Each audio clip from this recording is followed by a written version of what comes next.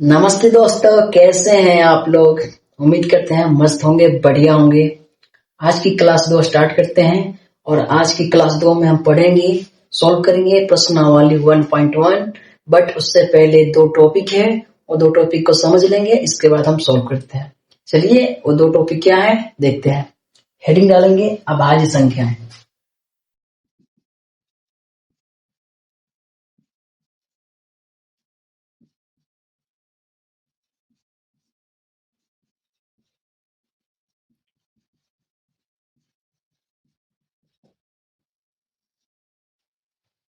अभाज्य संख्या है, हेडिंग डालेंगे अभाज्य संख्या है, को इंग्लिश में बोलते हैं प्राइम नंबर। ठीक है,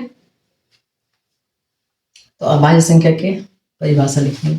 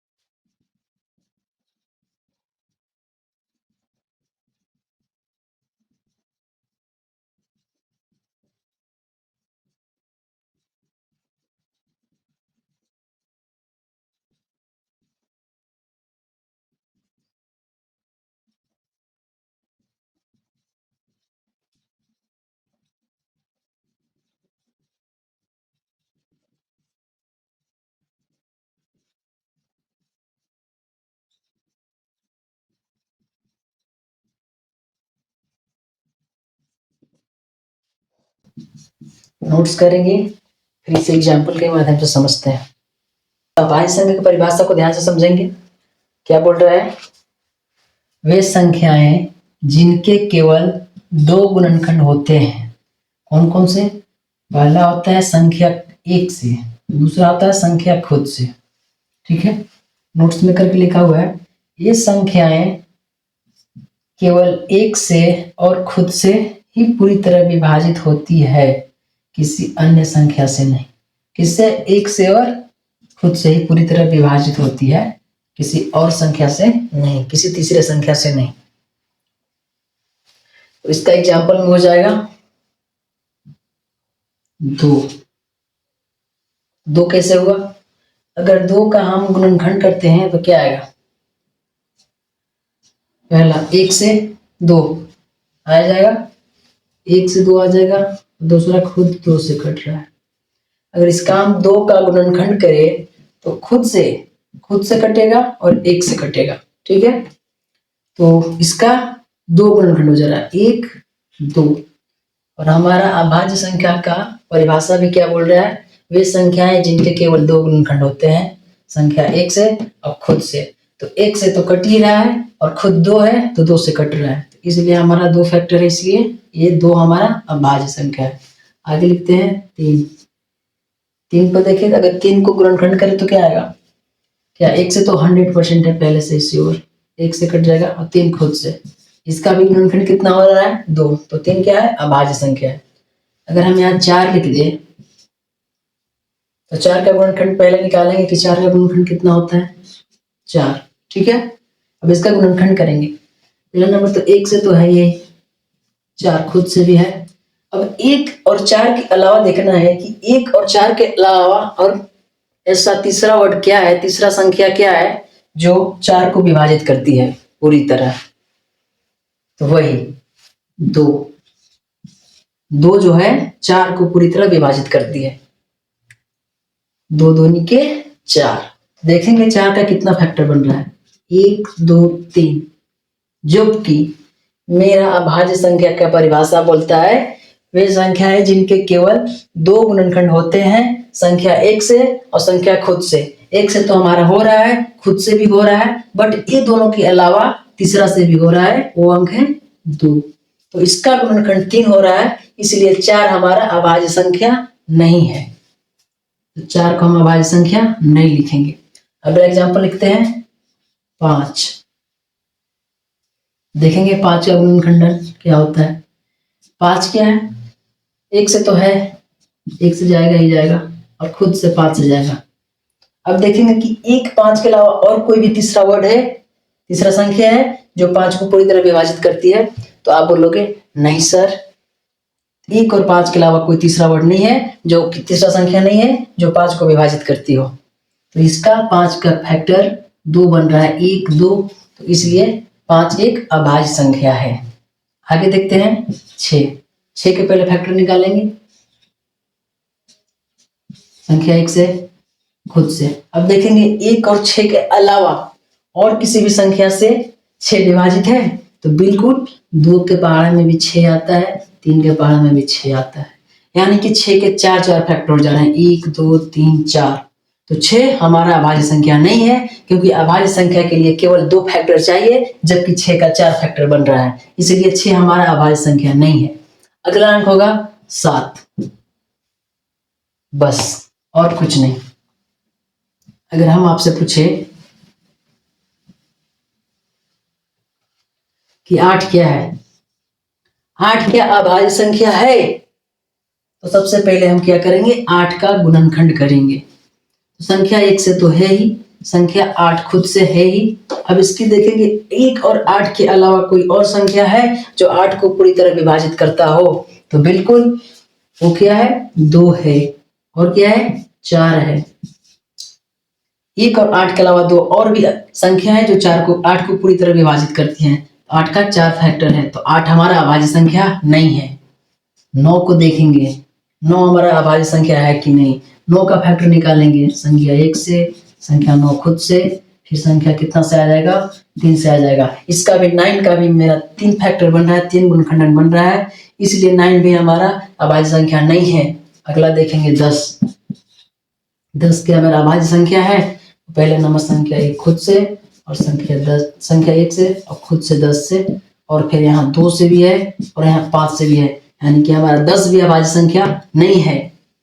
इसके बाद देखेंगे संख्या 11, तो जी हाँ, 11 मेरा अभाज्य संख्या है, क्योंकि 11 सिर्फ 1 और खुद से कट सकता है, 1 और 11 के अलावा तीसरा कोई संख्या नहीं है जो 11 को पूरी तरह विभाजित करता हो। चलिए नोट्स करती इसे, नोट्स करिए इधर।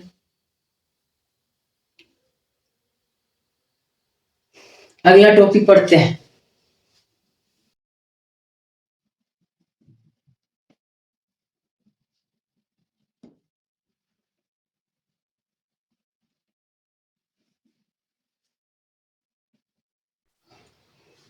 दूसरा हेडिंग डालेंगे भाज्य संख्याएं, जिनको इंग्लिश में बोलते हैं कंपोजिट नंबर। भाज्य संख्या इंग्लिश में कंपोजिट नंबर, हेडिंग डालेंगे, इसका परिभाषा लिखेंगे।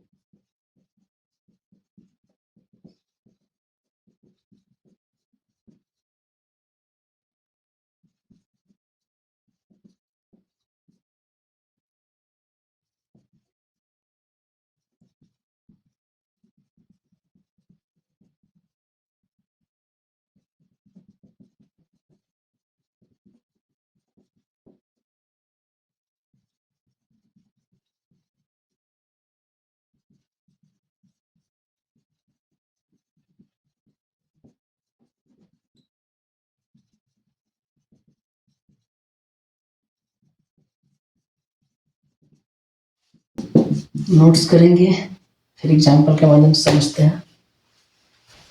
चलिए समझते हैं।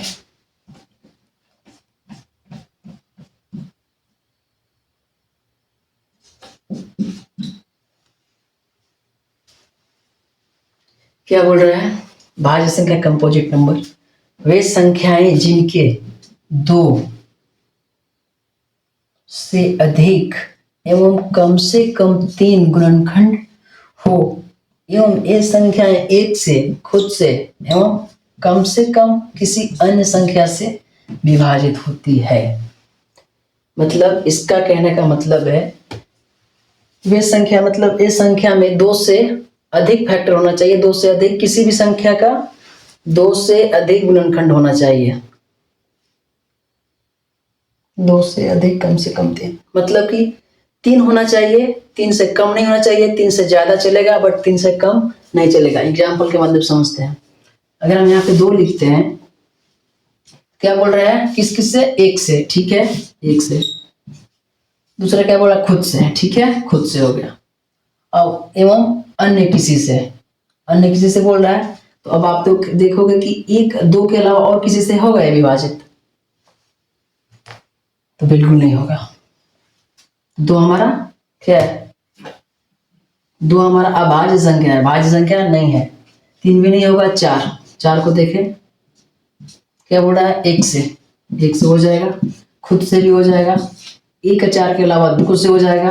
यानी क्या हमारा 4 का कितने गुणनखंड हो रहे हैं, 1 2 3। और हमारा भाज्य संख्या के परिभाषा भी क्या बोल रहा है, वे संख्याएं जिनके 2 से अधिक, 2 से तो अधिक हो ही गया, एवं कम से कम 3 3 हो ही गया हो, एवं ये संख्याएं 1 से, खुद से एवं कम से कम किसी अन्य से विभाजित होती हो, तब वो भाज्य संख्या कहलाएगी। इसका मतलब मेरा 4 भाज्य संख्या है, क्योंकि ये 1 से भी है, खुद से भी है, और 1 4 के अलावा किसी और संख्या से भी है, इसलिए 4 हमारा भाज्य संख्या है। अगला क्या आएगा, 5 नहीं आएगा, क्योंकि 5 में 2 ही गुणनखंड होते हैं, जो कि 5 अभी अभी पढ़े थे, 5 एक अभाज्य संख्या है। अगला आएगा 6 को देख लेंगे, 1 से, खुद से, 2 से, 3 से, इसका 4 बन रहे हैं, तो 4 बन रहे हैं 6 का, तो 6 एक भाज्य संख्या है। कैसे, इसमें 3 है, इसमें 4 है, तो कैसे, देखो यहाँ क्या बोल रहा है, जिनके 2 से अधिक, यानी कम से कम 3 हो, एवं ये संख्या 1 से, खुद से एवं अन्य से। इसका भाज्य संख्या के साफ साफ कहने का मतलब है कि आप किसी भी संख्या लो बट उसका गुणनखंड 3 कम से कम आना चाहिए। 3 से ज्यादा चलेगा बट 3 से कम बिल्कुल भी नहीं चलेगा। तो हमारा 3 से ज्यादा आ रहा है चलेगा, 3 आ रहा है चलेगा, 3 से कम नहीं आना चाहिए। तो 6 हमारा भाज्य संख्या है। इसके बाद अगला क्या आएगा, 8 को देखें,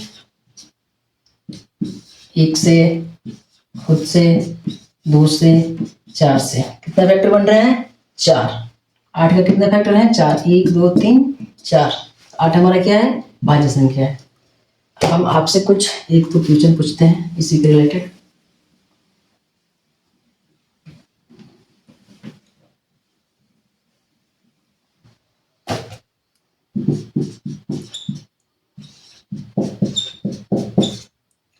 ठीक है, आगे आपसे पूछते हैं 15 क्या है, 15 भाज्य संख्या है कि अभाज्य संख्या है।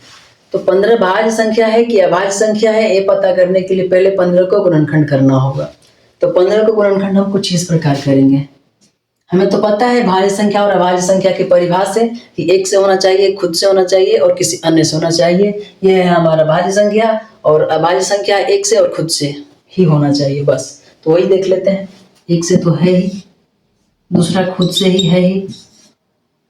1 और 15 के अलावा कोई और संख्या है जो 15 को विभाजित करता हो, तो जी हाँ, वो क्या है, 3 जो है 15 को विभाजित कर देता है। इसके बाद क्या है, 5 जो भी है 15 को विभाजित कर देता है। तो हमारा 15 के कितने फैक्टर बन रहे हैं, 1 2 3 4। 15 के हमारे 4 फैक्टर बन रहे, तो हमें साफ साफ भाज्य संख्या की परिभाषा याद है कि वह संख्या कम से कम 3 हो। तो 3 से ज्यादा है फिर भी चलेगा, तो वो हमारा 15 क्या है, भाज्य संख्या है। अगर हम आपसे पूछे कि 17 क्या है, 17 भाज्य संख्या है कि अभाज्य संख्या है, तो सबसे पहले इसका गुणनखंड करेंगे। तो गुणनखंड कैसे करेंगे, संख्या 1 से है, संख्या खुद से है। क्या 1 और 17 के अलावा कोई और संख्या है जो 17 को पूरी तरह से विभाजित करता हो, तो बिल्कुल भी नहीं। 1 और 17 के अलावा कोई ऐसा संख्या नहीं है जो 17 को पूरी तरह से विभाजित करता हो, इसलिए 17 हमारा क्या है, क्योंकि इसका 2 फैक्टर बन रहा है, तो 17 हमारा क्या है, भाज्य संख्या है। तो यही है भाज्य संख्या और अभाज्य संख्या की परिभाषा है। आई होप आप लोग भाज्य संख्या और अभाज्य संख्या की परिभाषा समझ चुके होंगे। चलिए अब स्टार्ट करते हैं प्रश्नावली 1.1। तो दोस्तों यही है हमारा प्रश्नावली 1.1 का पहला क्वेश्चन का 5 सवाल। पहला है 140, दूसरा है 156 और तीसरा है 3825, चौथा है 5005 और पांचवा है 7429। तो हमारा प्रश्न क्या बोल रहा है? प्रश्न बोल रहा है निम्नलिखित संख्याओं को अभाज्य गुणनखंडों निम्नलिखित संख्याओं को अभाज्य गुणनखंडों के गुणनफल के रूप में व्यक्त कीजिए। अभी अभी हमने अभाज्य संख्या और भाज्य संख्या पढ़ा है, उसी के रिलेटेड ये सवाल है। तो समझेंगे सवाल को। पहला सवाल हमारा है 140। इसको क्या करना है? अभाज्य संख्याओं गुणनखंडों के गुणनफल के रूप में व्यक्त करना है। तो अभाज्य संख्या देखेंगे क्या है मेरा। अभाज्य संख्या कहाँ से स्टार्ट होता है? तो दो हमारा अभाज्य संख्या है। सबसे छोटी अभाज्य संख्या हमारा 2 है। तो सबसे पहले हम 2 से यहाँ पे लगाने की कोशिश करेंगे। अगर 2 से ये कट जाए, लग जाए तो बढ़िया, नहीं तो फिर अगला अक्षर 3 से ट्राई करेंगे। सबसे पहले हम 2 से स्टार्ट करेंगे। अगर यहाँ 2 लिखते हैं तो क्या 2 से 140 बराबर में कटता है या नहीं? तो पहले हम 2 से 140 को में भाग देंगे। 2 सत्ते 14, 0 उतरा, 0 आया, तो बिल्कुल 70 बार में हमारा 140 कट जाता है। ठीक है, अब देखेंगे फिर 2 से क्या 70 कट रहा है?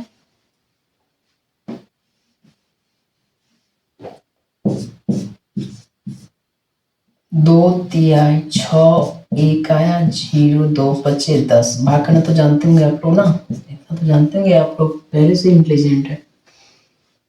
तो 35 बार में फिर से मेरा कट गया। तो क्या 35 क्या अब 2 कट जाएगा? 2 बार में क्या 35? भाग करके देख लेंगे, बिल्कुल भी नहीं। 2 के पहाड़ा में 15 आता ही नहीं है। ठीक है, तो आगे देखेंगे क्या मैंने बोला था।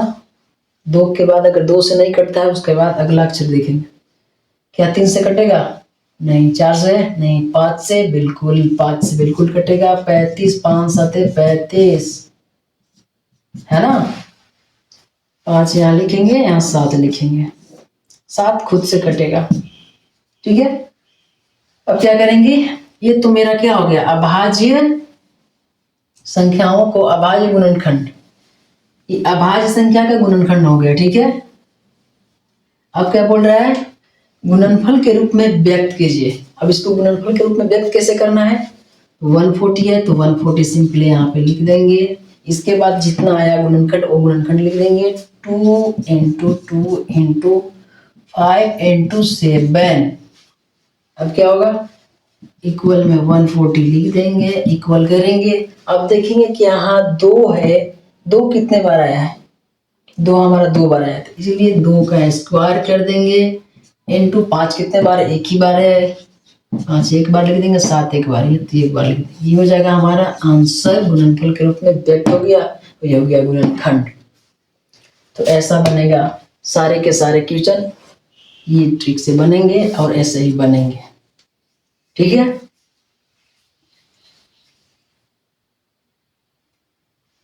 अगला क्वेश्चन देखते हैं।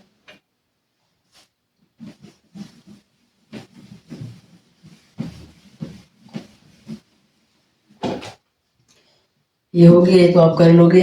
इसको देखते हैं कितने हैं? 38 25। सबसे पहले इसे 2 से ट्राई करेंगे। 2 से कटेगा तो शायद नहीं कटेगा। अगर हम 2 से आप लोग के सामने करके देखिए इसको डिवीजन, 2 एकम 2, 1 2 9 18, 2 एकम 2 5, बिल्कुल भी नहीं। 2 दूनी के 4, यहाँ 1 बच जा रहा है, तो इसलिए 2 से नहीं कटेगा ये।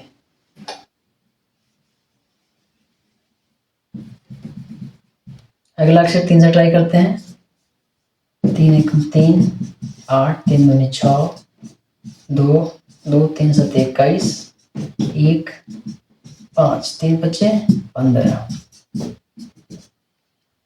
3 से हमारा पूरी कट गया। तो यहाँ हम 3 से लगाएंगे, 3 से करने पर कितना आया 12 75। अब क्या 3 से कटेगा? हाँ बिल्कुल, 3 चौके 12, 3 दूनी 6, 3 पच्चे 15। अब कितना से कटेगा? 3 से नहीं, 3 से अब नहीं कटेगा, 4 से भी नहीं, 5 से बिल्कुल। 5 से कैसे कटेगा? 425, 5 इसको काटना है ना, तो 5 अट्ठे 40 लगाएंगे, 2 आया, 5 उतरा, 5 4 25। ठीक है, 5 से 85 बार में फिर कितना हो जाएगा? फिर 5 से कटेगा, बिल्कुल 17 पच्चे 85 होता है 17।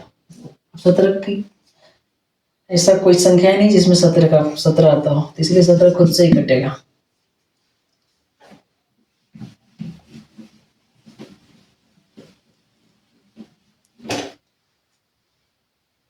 अब इसको गुणनफल के रूप में व्यक्त करते हैं। 38 25 into 3 into 3 into 5 into 5 into 17 equal 3825।